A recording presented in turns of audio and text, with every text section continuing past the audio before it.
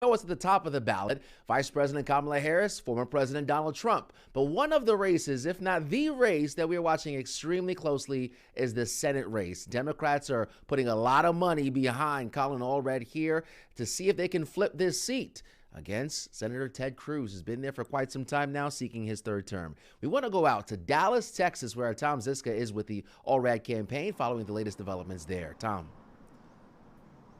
Anthony, they have spent so much attention on this race because it could well help determine who controls the Senate in Washington. So Colin Allred has been running for Senate for 18 months now, trying to become the first senator elected from Texas since Lloyd Benson in 1988. Some people will certainly remember. Young kids, go ahead and look at your Google when I'm done with this. But he's using every available moment to campaign for this particular seat. Hours ago, he was at the Dallas County Democratic offices. There was a phone bank working on his behalf and the Harris Walz campaign, and there was a get out the vote walk, door knocking efforts to get people to the polls who have not yet gone. Mr. Allred took an opportunity to reinforce the themes of his campaign that he says set him apart from Ted Cruz. Certainly abortion is there, reproductive rights, border security, and his stated willingness to be a bipartisan legislator on Capitol Hill. I spoke to a couple of his surrogates here in the Dallas area. They tell me they're pretty confident and pleased with the campaign that the Allred campaign ran, but a little troubled by the partisanship, but rather also the polarization, general of this election cycle. Take a listen. I think we're in for a very close race, and I think it's going to come down to where people are on the issue of women's reproductive freedom. I think that's a big issue where you can see people cross the line away from Senator Cruz and to Representative Allred. I think what we need to see more than anything is getting past this. You know, I'm a proud Democrat, but I'd like to see the Republicans get their things together as well.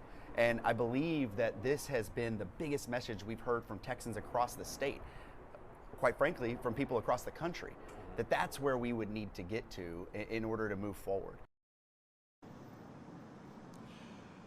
And now it is all, certainly, as we have been talking all day, up to the voters. They will decide. Polls close here in Texas at 7 o'clock, and that's when we will start getting a figure and a sense of how the votes shake out. Behind me is the famous Longhorn Ballroom here in Texas, where the Allred campaign will be watching those votes. We'll be inside as well. We'll bring those reactions as they happen all through the evening. Live in Dallas tonight, I'm Tom Zizka, Fox 26 News. All right, that's some good stuff right there, Tom. Thank you so much for reporting for us coming out of Dallas. All right, now let's head to our Sherman Desselle, following the other side of this battle here. Let's head to him to see what we can hear, what we know so far about Ted Cruz and his camp. Sherman. Yeah, good evening, Anthony. Wasn't able to hear my colleague Tom talk about the opponent, Colin Allred, but I'm out here at the Marquee, the Marriott Marquee downtown, where we're expected to see and hear from Senator Ted Cruz and his campaign within the next couple of hours. Something that's worth mentioning over and over again tonight, the control of not just the White House, but Capitol Hill is at stake with critical election items like this one, like this state Senate race, something that has not changed a party in the last 3 decades. We've talked about this. Cruz narrowly, if you remember, Cruz narrowly won his re-election against Beto O'Rourke in 2018. So every single vote counts for not just Cruz, but Allred as well.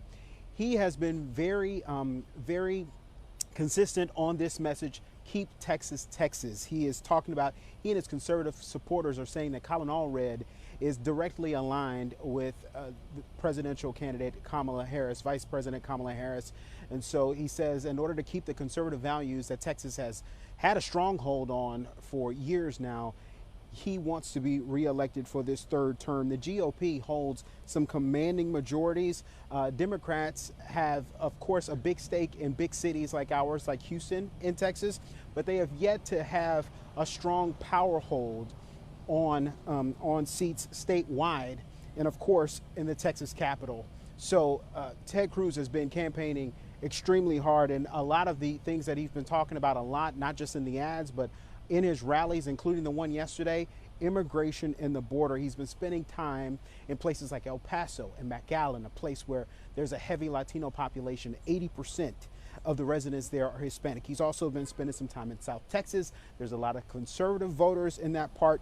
He said this last night, quote, I recognize coming to El Paso, well, over the weekend, he said, recognize coming to El Paso and telling you about the border is a little bit like going to Noah and telling you about the flood, because you know.